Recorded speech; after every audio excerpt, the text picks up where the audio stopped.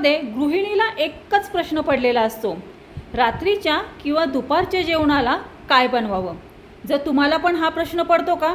जर पडत असेल ना तर हा व्हिडिओ तुम्ही संपूर्ण पहा, कारण आज आपण भाजी पोळीच्या प्लेटमधील एक सांबार आणि एक सुक्की भाजी असे दोन पदार्थ भारतीय खाद्यसंस्कृतीमधील आपल्या तृप्ती सूपशास्त्रातील कुकिंग व्हिडिओमध्ये आज आपण पाहणार आहोत. तेव्हा हे दोनही पदार्थ जर तुम्हाला शिकायचे असतील आणि ह्यांचा स्वाद घ्यायचा असेल, तसेच रोज जेवणामध्ये काय बनवावं हा जर तुम्हाला रोजच्या रोज प्रश्न पडत असेल तर हा व्हिडिओ तुम्ही संपूर्ण पहा. व्हिडिओ आवडला तर व्हिडिओला नक्की लाईक करा. मोड आलेली मटकी आणि कोबी, बारीक चिरलेला छान कोबी 2 ते 3 पाण्याने धुवून घेतलेली आहे. जाड बुडाची कढई गॅसवरती ठेवायची, गॅस सुरू करायचा. कढई तापली की गॅसची फ्लेम लो टू मिडियम करून 2 चमचे तेल घालायचं, सनफ्लावर तेल. फोडणीला जिरं मोहरी घालायची, हिरवी पुदिन्याची चटणी फोडणीला घालायची आणि ही तेलामध्ये एक थोडा वेळ परतून घ्यायची. नंतर यामध्ये 1/4 चमचा हळद घालायची आणि पुन्हा ही चटणी तेलामध्ये परतून घ्यायची. एक पाव सेकंदभर तेलामध्ये परतून घ्यायची ही चटणी. आता यामध्ये स्वच्छ निवडून धुवून घेतलेली ही मोड आलेली मटकी घालायची फोडणीला. थोडी परतायची.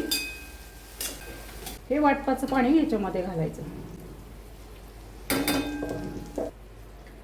थोडा वेळ एक 2 ते 3 मिनटं वाफेवरती थोडीशी शिजून द्यायची. 3 मिनटानंतर मटकीवरचं झाकण काढायचं आणि यामध्ये बारीक चिरून धुवून घेतलेला कोबी फोडणीला यामध्ये घालायचा आणि ही कोबी मटकीची भाजी एक अर्धा सेकंदभर परतून घ्यायची. अर्धा सेकंद परतल्यानंतर चवीसाठी यामध्ये मीठ घालायचं आणि पुन्हा ही कोबी मटकीची भाजी परतून घ्यायची. डाळ कोबी, बटाटा कोबी आपण करतो त्याप्रमाणे पण थोडीशी वेगळी अशी कोबी मटकी होते. भन्नाट रेसिपी आहे, सकाळच्या डब्यासाठी वगैरे करू शकता तुम्ही, किंवा तुमची जर डब्याची मेस वगैरे काय असेल तर त्यावेळेस सुद्धा तुम्ही अशी कॉम्बिनेशन करू शकता.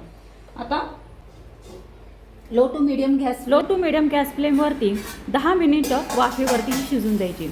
10 मिनिटानंतर या कोबी मटकीवरचं झाकण काढायचं. पहा, मस्त अशी ही आपली कोबी मटकीची भाजी तयार झालेली आहे. हिरवीगार कोथिंबीर चिरून धुवून घेऊन ती वरतून गार्निशिंगसाठी पेरायची आहे आणि पुन्हा ही कोबी मटकीची भाजी छान अशी परतायची. गॅस बंद करायचा आणि झाकण ठेवून एका साईडला ठेवून द्यायची. 20 रुपयाची मसूरची डाळ घ्यायची, स्वच्छ निवडून घ्यायची. तसेच 10 रुपयाची वांगी घ्यायची, त्याचे देठ कट करून घ्यायचे आणि अशा पद्धतीने ह्याचे 4 भाग करून हे चौकोनी तुकडे करून घ्यायचे आणि ह्या डाळीमध्ये घालायचे. डाळीमध्ये पाणी घालून घ्यायचं म्हणजे जेणेकरून ही वांगी काळी पडणार नाहीत. अशा पद्धतीने ही वांगी कापून ह्या डाळीमध्ये घातली. आता ही मसूरची डाळ आणि वांगी कुकरच्या भांड्यामध्ये घ्यायची आणि 1.5 वाटी पाणी ही डाळ वांग्यामध्ये घालायची. आता टॅमॅटो चिरून घ्यायचा. आता इथे मोठा टॅमॅटो आहे म्हणून हा अर्धाच काप घेते मी. तर छोटा टॅमॅटो असेल तर 1 छोटा टॅमॅटो घ्यायचा. इथे अर्धा टॅमॅटो कापून घेऊन त्याचे तुकडे करून ह्या डाळ आणि वांगीमध्ये घालायचे. अशा पद्धतीने अर्धा टॅमॅटो चिरून या डाळ वांग्यामध्ये घातला. आता 1/4 हळद घालायची यामध्ये, 1/4 चमचा जिरं घालायचं यामध्ये, 1/4 चमचा काळा मसाला घालायचा यामध्ये, चिमूटभर हिंग घालायची यामध्ये, 1/4 चमचा मीठ घालायचं यामध्ये, निवडलेली धुवून चिरून घेतलेली थोडीशी कोथिंबीर घालायची आणि कुकरमध्ये हा डबा ठेवायचा आणि या डब्यावरती झाकण ठेवायचं आणि 2 ते 3 शिट्ट्या देऊन कुकरला शिजवून घ्यायची. 2 ते 3 शिट्ट्या होऊन कुकरला शिजली की गॅस बंद करायचा. कुकर एकदम थंड होऊन द्यायचा आणि नंतर कुकर ओपन करायचा. तर पहा, 2 ते 3 शिट्ट्या झालेल्या आहेत. इथं छान अशी डाळ वांग शिजलेलं आहे. आता हे कुकरच्या बाहेर काढायचं. चमच्याने छान असं एकजीव करून घ्यायचं, घोटून घ्यायचं. पहा, किती सुंदर अशी ही डाळ शिजल्या गेलेली आहे. आता गॅस सुरू करायचा. गॅसवरती एक टोप तापत ठेवायचा. त्यामध्ये 1.5 चमचा तेल घालायचं. गॅसची फ्लेम ही लो टू मिडियम करून फोडणीला मोहरी घालायची, कढीपत्ता घालायचा, तसेच 1 चमचाभर सांबार मसाला घालायचा. मसाला करपू नये म्हणून थोडंसं असं पाणी घालायचं त्यामध्ये, म्हणजे 1/4 वाटी पाणी घालायचं यामध्ये. पाण्याला थोडीशी उकळी आली की ही डाळ आपल्याला फोडणीला घालायची. यामध्ये छान अशी उकळी आलेली आहे. आता यामध्ये फोडणीला आपल्याला ही डाळ घालायची आहे. फोडणीला डाळ घातल्याच्यानंतर यामध्ये गरम पाणी घालायचं आहे. गार पाणी घालायचं नाही, गरम पाणीच याच्यामध्ये घालायचं आहे. 1/4 वाटी असं पाणी घालायचं. यामध्ये हिरवीगार छान निवडून धुवून घेतलेली कोथिंबीर घालायची आहे. आणि या डाळ वांग सांबारवरती झाकण ठेवायचं आणि 2 सेकंदभर हे डाळ वांग सांबार छान असं उकळी येऊन द्यायची. गॅस इथे आता बंद करायचा. तर पहा, मस्त असं हे आपलं डाळ वांग सांबार तयार झालेलं आहे.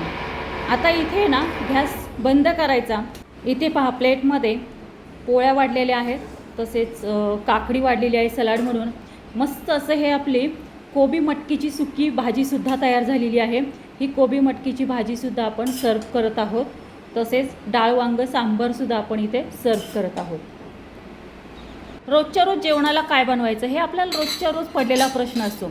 तर अशा पद्धतीने थोडंसं मटकी कोबीचं कॉम्बिनेशन करून, अशा पद्धतीने डाळ वांग सांबार करून आपण जेवणासाठी बनवू शकतो. पहा, झटपट होणारे हे दोनही पदार्थ आहेत. ऑफिसचा डबा असू देत किंवा टिफिन सर्व्हिस जर तुमच्याकडे असेल, किंवा दुपारचे किंवा रात्रीच्या जेवणासाठी सुद्धा हे दोनही पदार्थ, हे दोनही मेनू तुम्ही थाळीमध्ये बनवू शकता. अगदी झटकेपट होतात आणि शिवाय स्वादाला सुद्धा उत्कृष्ट लागतात. कोबी कुणी खायला मागत नाही, पण मटकी सगळेजण खातात.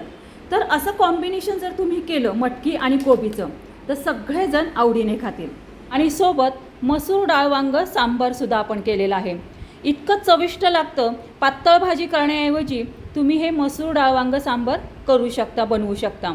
तर चला यूट्यूब फॅमिली, भेटूयात नवीन व्हिडिओसोबत आपल्या भारतीय खाद्यसंस्कृतीमधील तृप्ती सुपशास्त्रातील नवीन पदार्थासोबत. धन्यवाद. Have a good day.